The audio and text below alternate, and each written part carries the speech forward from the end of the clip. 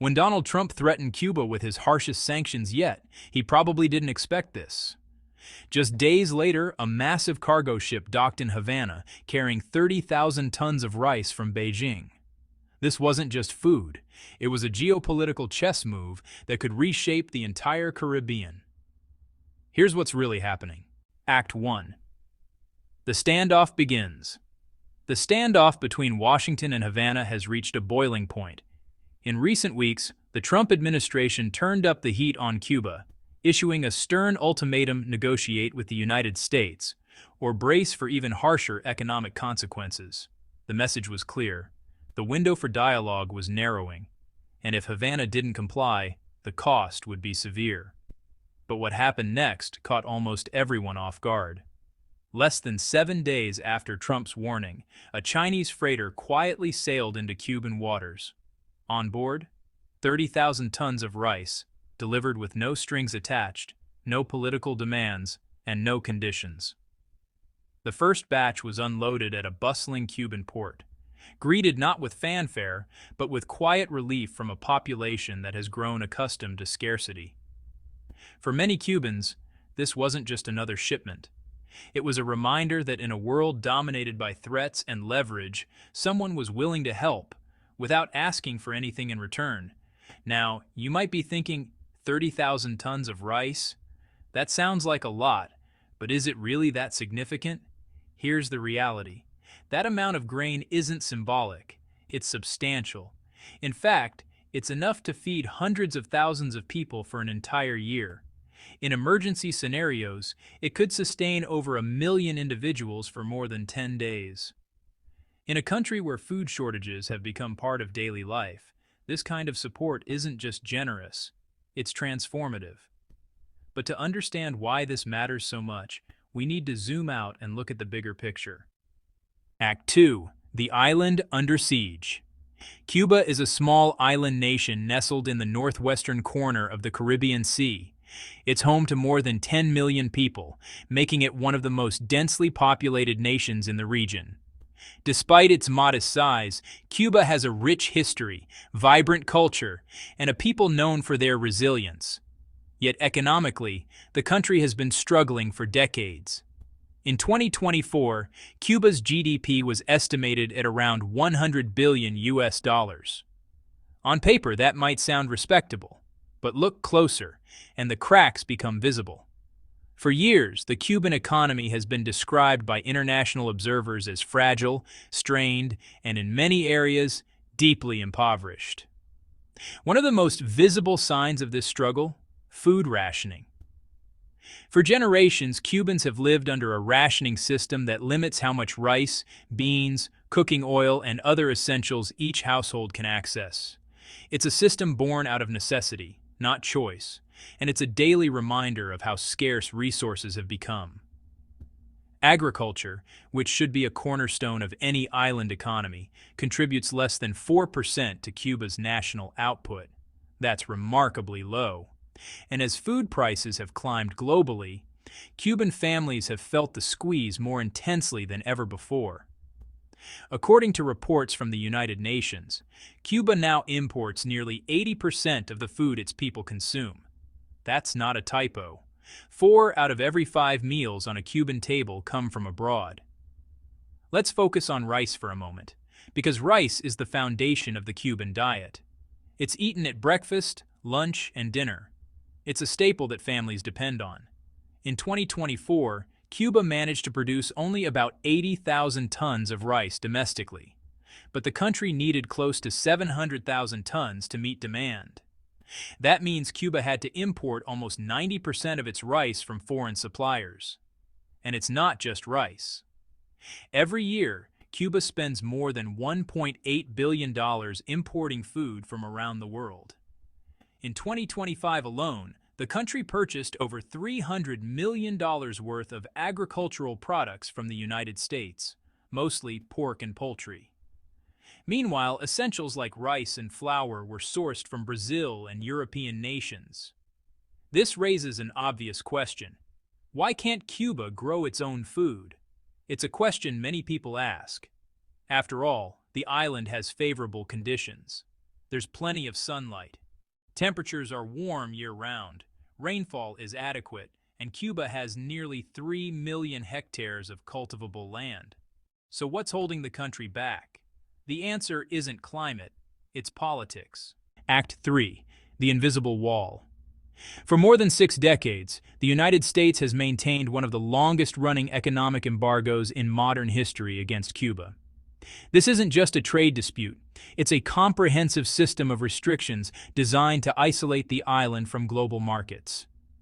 The embargo blocks Cuba's access to international banking systems. It limits shipping routes. It restricts the flow of industrial parts, technology, and even basic agricultural inputs like fertilizers and pesticides. One of the most damaging policies? The 180-day shipping rule. Here's how it works. If a cargo ship docks at a Cuban port, that vessel is banned from entering any U.S. port for the next 6 months. For shipping companies, this creates an impossible choice. Do business with Cuba and lose access to the massive U.S. market? Or skip Cuba entirely and keep your routes open? Most choose the latter. As a result, international shipping companies avoid Cuban trade routes. This drives up costs, delays deliveries, and makes it nearly impossible for Cuba to access the global supply chain efficiently. But the damage doesn't stop there. Modern farming requires machinery, tractors, harvesters, irrigation systems. It requires fertilizers, pesticides, and spare parts. All of these items are either banned outright or heavily restricted under U.S. sanctions. Without access to these tools, Cuba's agricultural sector has been operating with one hand tied behind its back. Yields have stagnated, production has fallen, and the gap between what the country can grow and what it needs has widened every year. The irony? Cuba ends up buying food from the very country that's strangling its economy. By early 2026, the situation escalated once again. Cuba's National Defense Council announced a series of emergency measures, protocols typically reserved for wartime scenarios. The government quickly clarified that this wasn't a declaration of war. It was, a precautionary update, just a way to prepare for worst-case scenarios. But the message was unmistakable. Havana was bracing for impact. Meanwhile, the sanctions continued to tighten. And then, China made its move. In January 2026, Beijing launched an emergency food relief program for Cuba. The commitment: 30,000 tons of rice, valued at approximately $15 million.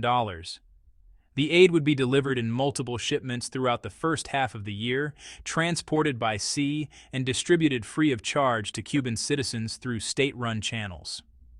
On January 19th, the first shipment arrived at Mariel Port, one of Cuba's key maritime hubs. After an official handover ceremony in Havana, the rice entered the national distribution network. Just days later, a second shipment reached Santiago de Cuba, the island's second-largest city. More deliveries were already en route. Rather than dumping all 30,000 tons at once, China opted for a phased approach. Smaller shipments would arrive periodically, be stored safely, and distributed gradually. This strategy ensures a steady flow of essentials and prevents bottlenecks in the supply chain. Cuban officials confirmed that 2 shipments, each weighing 400 tons, had already been distributed to residents at no cost. For many families, this was the first time in months they'd had reliable access to rice without rationing or sky-high prices. The relief was palpable. Social media posts from Cubans expressed gratitude, not just for the food, but for the timing. In a moment of deep uncertainty, China had stepped in. But why now? Why this level of support, and why so publicly? The answer lies in Venezuela. When Donald Trump took office as the 47th President of the United States, one of his first moves was to reinstate strict sanctions on Venezuela. The measures were swift and severe. An executive order proposed an additional 25% tariff on any country importing Venezuelan crude oil. Licenses and exemptions related to Venezuelan energy exports were revoked or heavily restricted. The goal was clear: cut off Venezuela's ability to sell oil and collapse its economy. But there was another target in the crosshairs: Cuba. For years, Venezuela and Cuba had maintained a unique arrangement. Venezuela supplied Cuba with affordable oil, roughly 27,000 barrels per day in 2025.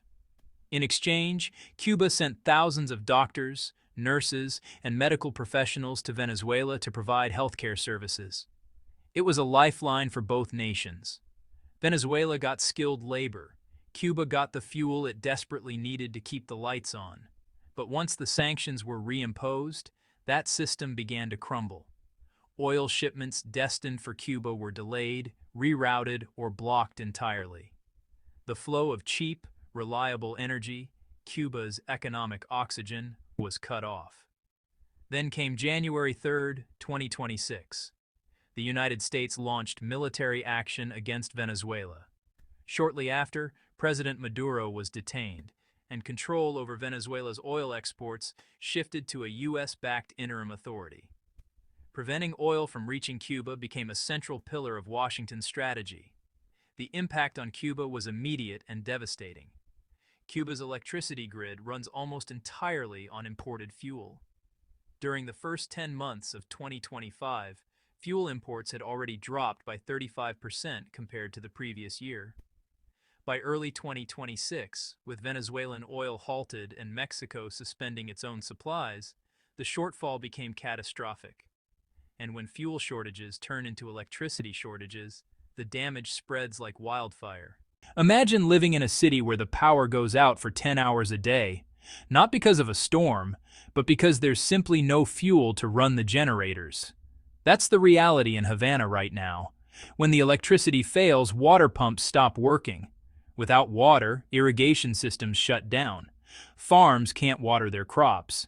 Agricultural output drops even further. Industrial facilities grind to a halt. Repair shops close. Tractors, harvesters, and transport vehicles sit idle because there's no power to maintain them. Supply chains that were already fragile? They break. Refrigerated storage units lose power. Food that should last weeks, meat, vegetables, dairy, spoils in days. Distribution networks collapse. Supermarkets run out of stock. In January 2026, scheduled blackouts in Havana frequently exceeded 10 hours. In some areas, depending on fuel availability and equipment condition, outages lasted even longer. When transportation, refrigeration, and food processing all fail at the same time, even basic staples like rice, beans, and cooking oil become scarce. Panic buying sets in, shelves empty, lines grow longer, social pressure intensifies. It's in this context that China's 30,000 tons of rice becomes not just helpful, but critical. Act 7. The Long Game. This isn't the first time China has stepped in to support Cuba, and honestly, it won't be the last. Over the past 5 years, Cuba's agricultural sector has been in steady decline. Limited access to foreign currency, ongoing shortages of fuel and fertilizers, and repeated damage from hurricanes and extreme weather events have driven production downward year after year. Between 2019 and 2023, corn output fell from 276,000 tons to just 160,000 tons. Sugar production, once Cuba's economic engine, dropped below 150,000 tons in 2024. That's actually the lowest level in over a century. Yet despite these challenges, Cuba hasn't collapsed. And a major reason why is China's dual-track assistance strategy, short-term relief combined with long-term capacity building. In April 2023, China delivered a massive aid package focused on drought response and infrastructure upgrades. The shipment included 449 pieces of equipment across 33 categories: water tankers, sludge removal trucks, high-pressure cleaning vehicles, dump trucks, pipe fusion machinery, and more. These weren't just tools. They were solutions to systemic problems. The equipment helps strengthen water supply resilience, improve sanitation, and reduce environmental pollution.